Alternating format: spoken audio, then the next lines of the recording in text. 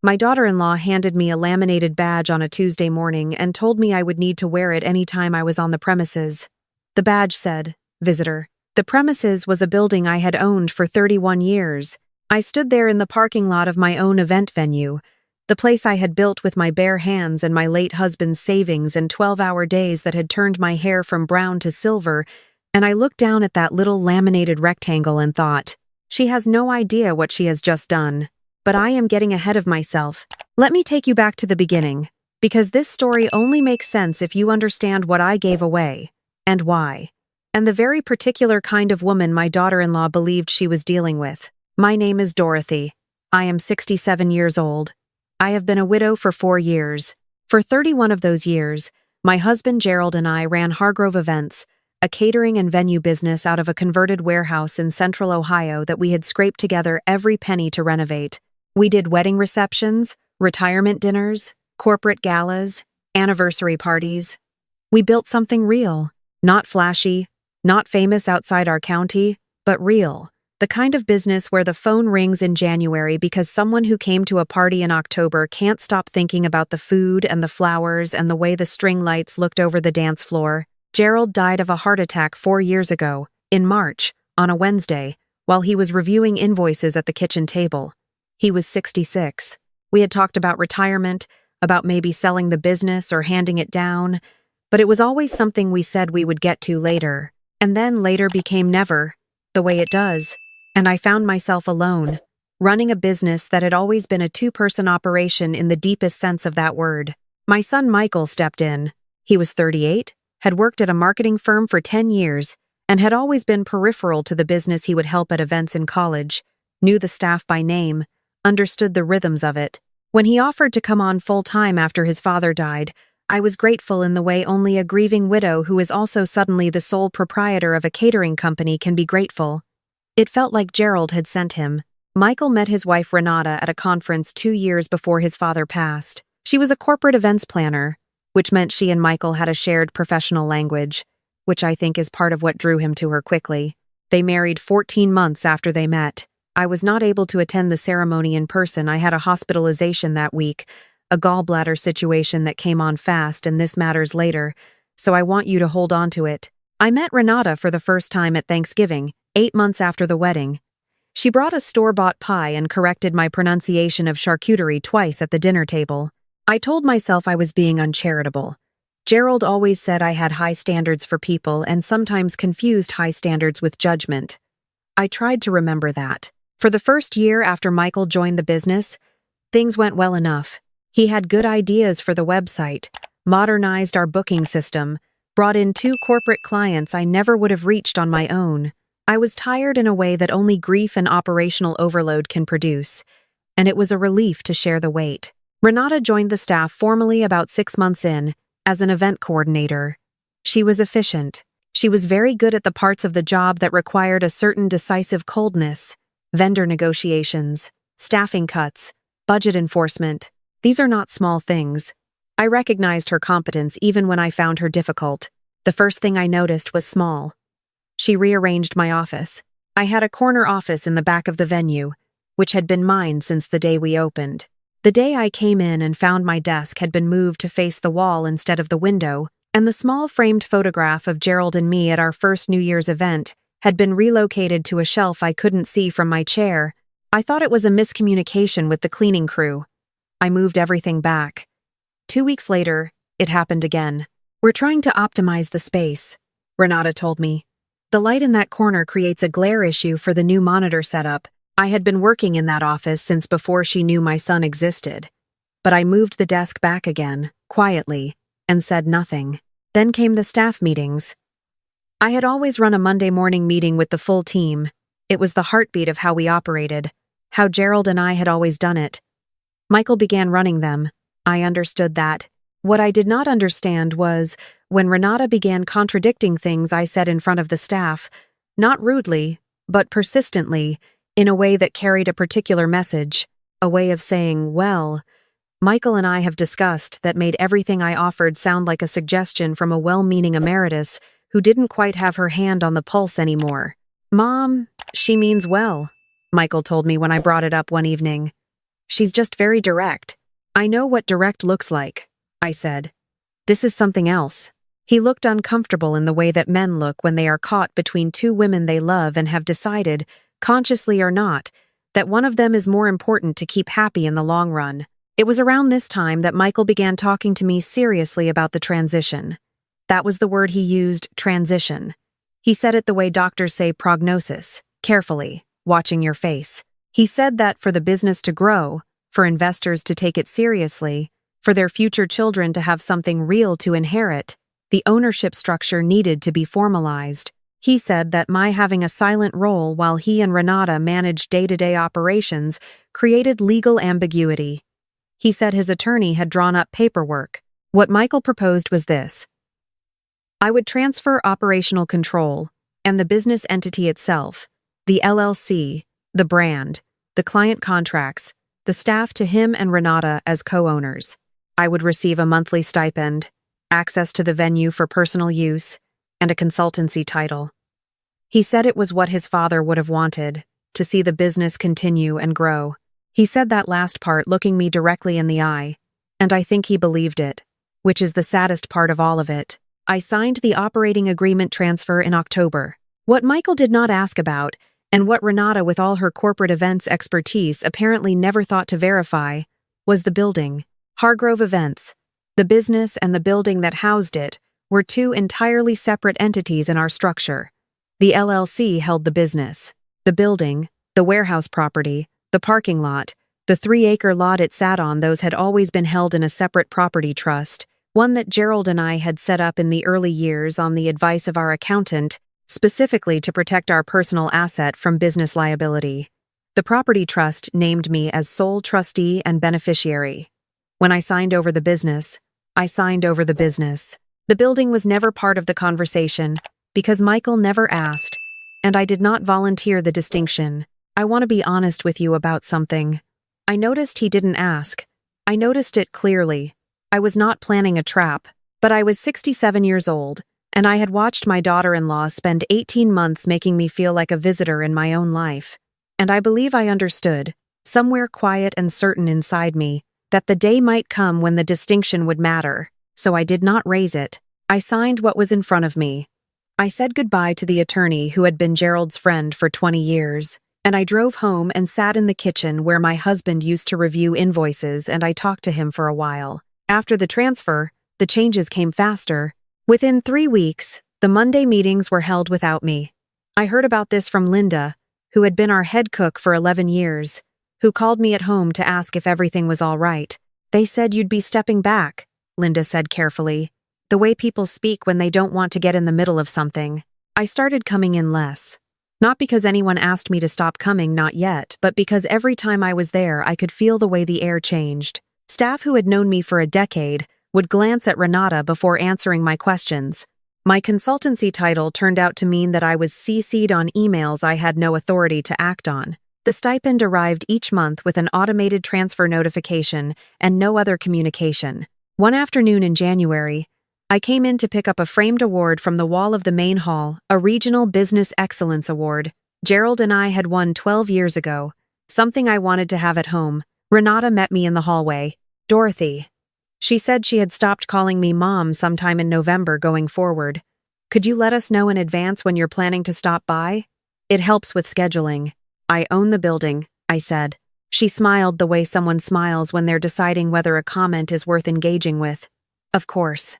We'd just appreciate a heads up. Michael mentioned it too. I went home without the award. I called my attorney that evening.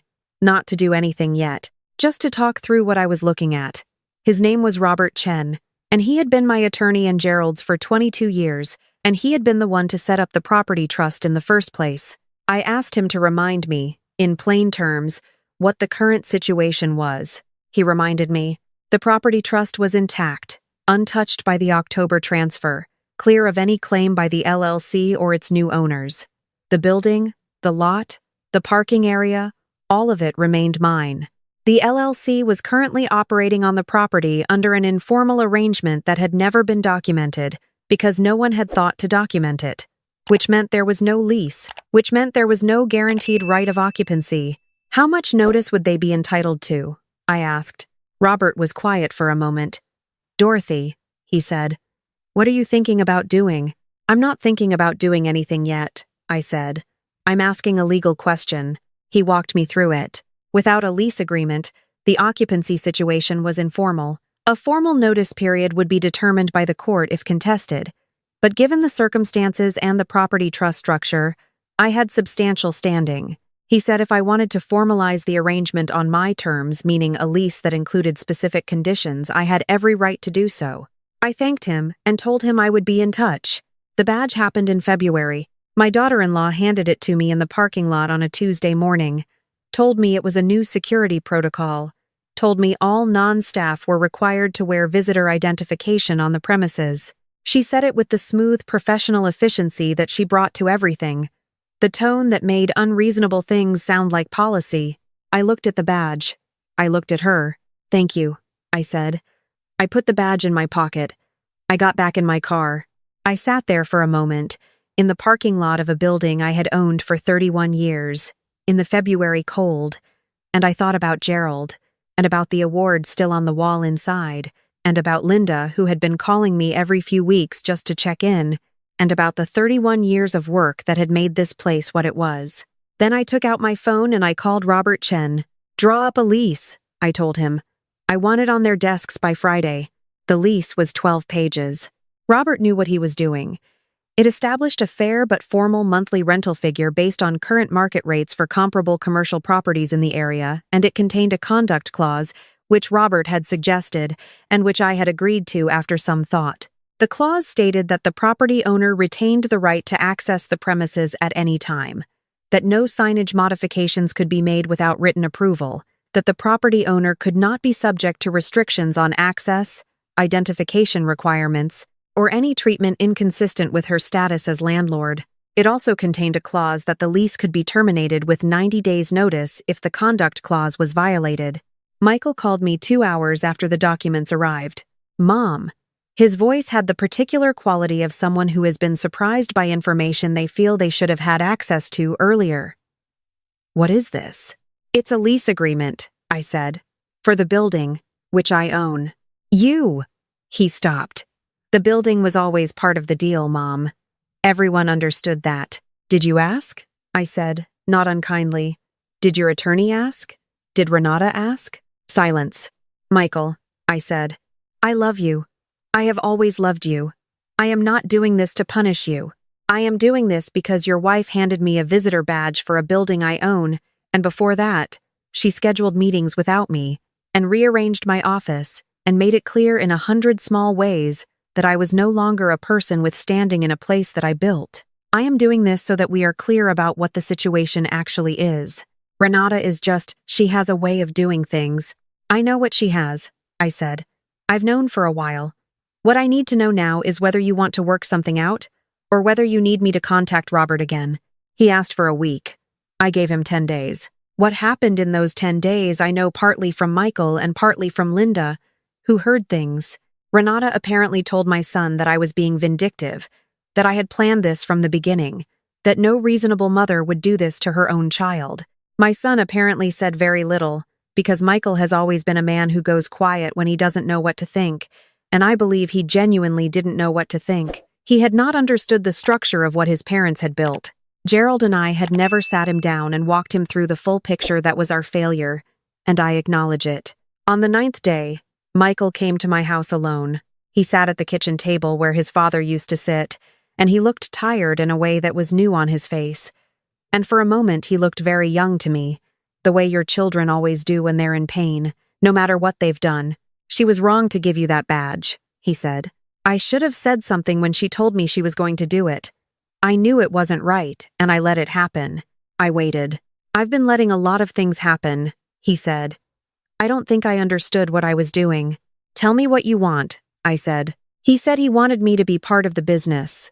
Not in title, not as a figurehead, but actually part of it. He said he wanted me to have my office back, my place in the meetings, my standing with the staff. He said he would talk to Renata, that there needed to be a real conversation, that he wasn't willing to run something his parents had built, while his mother felt like a visitor. That word, I said. He looked up. Visitor. I said. You understand why that word in particular? He did. I could see that he did. We signed a lease that was different from the one Robert had drafted, gentler in some ways, more specific in others. The rental figure was nominal, $1 a year, because I did not want money from my son. What I wanted was documented clearly in the conduct clauses, which were now mutual and specific, and signed by all three of us. My access to the building was unrestricted. My office was mine. My consultancy role was redefined to include actual consultancy, a voice in major decisions, a seat at the table that was more than decorative. Renata signed without meeting my eyes. I did not require her to meet my eyes. What I required was her signature, and I got it. The first Monday meeting I came back to, Linda set a coffee on the table in front of me without being asked, the way she always had, the way she had done for 20 years. A few of the younger staff who had only known the new arrangement looked uncertain about how to place me. I didn't worry about it. People learn quickly where the gravity is. There is something I want to say to you, because I have seen the comments on videos like this one, and I know what some of you are thinking.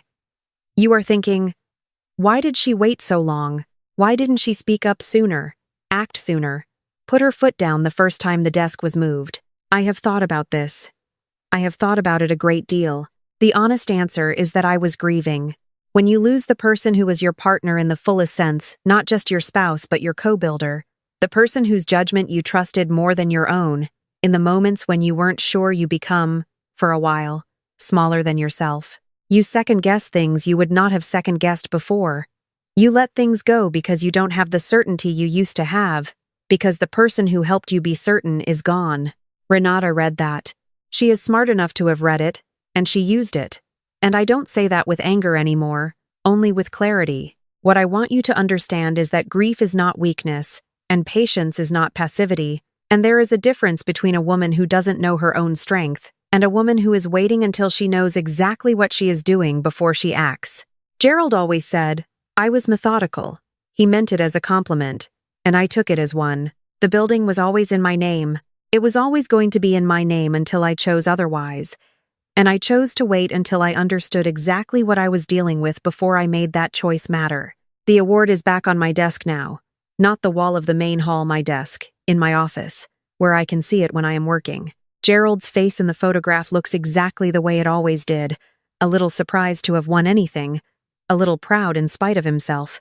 I talk to the photograph sometimes, the way you do when someone has been gone long enough that the habit of speaking to them becomes a kind of prayer. I told him about the badge. I told him about the lease. I told him that our son is finding his way, that I believe he is, that the person he was before all of this is still there, and I can see it, when he looks at me now, a kind of reckoning he is still working through, something honest in it. I did not tell him about Renata, because there is nothing to say about Renata that Gerald wouldn't already know. He always understood people quickly, more quickly than I did. He would have seen her clearly at that first Thanksgiving, probably before the pie came out of the bag, and he would have said nothing and watched and known exactly what she was. He would have trusted me to handle it. I did. Some of you watching this are in the middle of something like it right now. You gave something to someone you love because it felt like the right time, the right thing, the natural progression of a life you had built. And now you are wondering whether you gave too much, whether you misread the situation, whether the grief or the age or the exhaustion made you careless about something that mattered. Here is what I want you to know. Check the paperwork. All of it. Not with suspicion, not with the assumption that you have been wronged, but with clear eyes and your own attorney, someone who answers to you and only you. Know what you signed and what you didn't sign. Know the difference between a business and a building, between operational control and ownership, between a title on a document and an actual right. And if you find something that needs correcting, correct it. Quietly, legally, thoroughly, and without apology. That is not vindictiveness. That is not a mother turning on her child. That is a woman of 67 who built something real, who knows exactly what she built, and who has decided that the end of this story is going to be written on her own terms. My daughter-in-law wanted me to be a visitor. She should have checked whose name was on the deed.